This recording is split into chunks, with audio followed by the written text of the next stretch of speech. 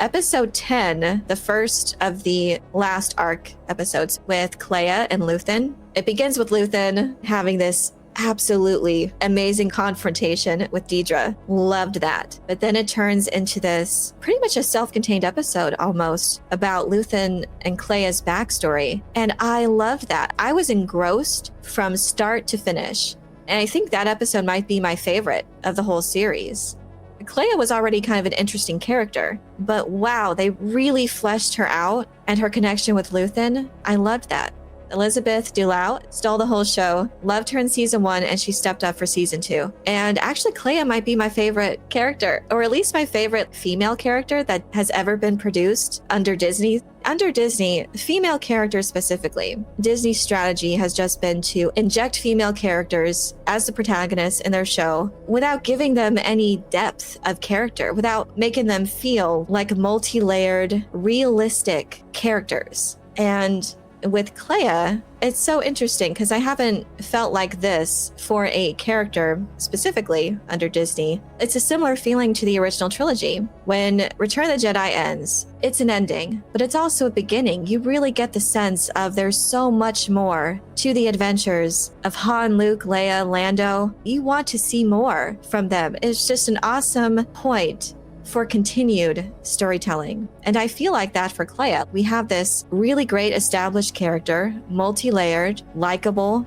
relatable, interesting. And now, I want to see the continued adventures of Kleya. She could be like a Theron Shan type of character, maybe, from Star Wars The Old Republic. Is it Republic Strategic Information Service? She has a certain set of skills, so I can see her still using those for the benefit of the New Republic. So that would be interesting. And that's what you're supposed to have done with the sequel trilogy.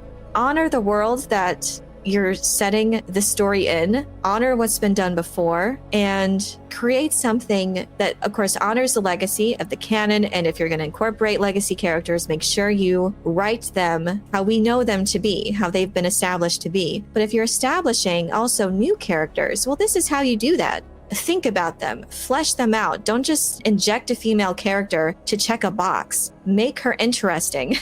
Make her a realistic character. I love episode 10. That's what harkened to those themes that feel like Star Wars to me. We kept going back and forth between the Empire's side of things and Luthen and Kleya's perspective and their background as she's moving through the hospital. That is so awesome. It's what I hoped this show would be. You have Tony Gilroy, who did the Jason Bourne franchise. To me, this felt like his strong suit was this infiltration with Kleya. I love that whole sequence. And again, with the flashbacks, and I usually don't like flashbacks, but this is how you do it. The way it was executed, how we kept going back, it was with the intention of fleshing out what's going on in the present. So it was connected to the present events and how she's going to get to Luthen to make sure that the information doesn't fall into Imperial hands. It adds so much to that emotional ending of Luthen's character. And Luthen's character arc this whole time, that was the send-off that you would hope him to have. And how it started out was very jarring. He had to dispatch of his double agent, but then he never would have asked someone to make a sacrifice like that he wasn't prepared to do himself. So I think that was a great way to end even that episode. Everything else having to do with Luthen's character. And of course, you're thinking about the iconic speech that he made when he's willing to sacrifice, to use the tools of his enemies. He has to do that. All comes home to this, and very well written. And I love the connection with Kleya. And she was using her skills in a realistic way. Nothing felt like girl bossy to me, and nothing felt unearned. It felt realistic. All of her abilities, her capabilities, as she's infiltrating all of this, you see that manifest. You see how she came to do that under Luthen's training, but also with her own personality and drive to do these things. She's not just a girl boss who's good at everything. It was very much realistic to her character's journey, and it's emotionally realistic.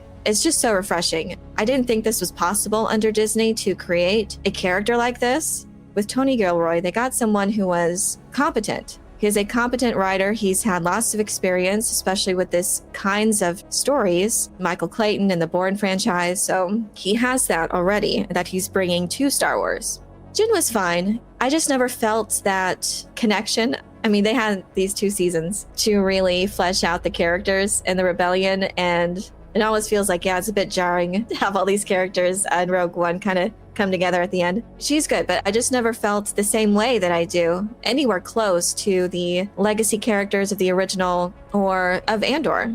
I just don't think we're given enough time, I guess, to really get invested in her character. It all happens so fast. That movie's a bit chaotic. K2 is my favorite character of Rogue One.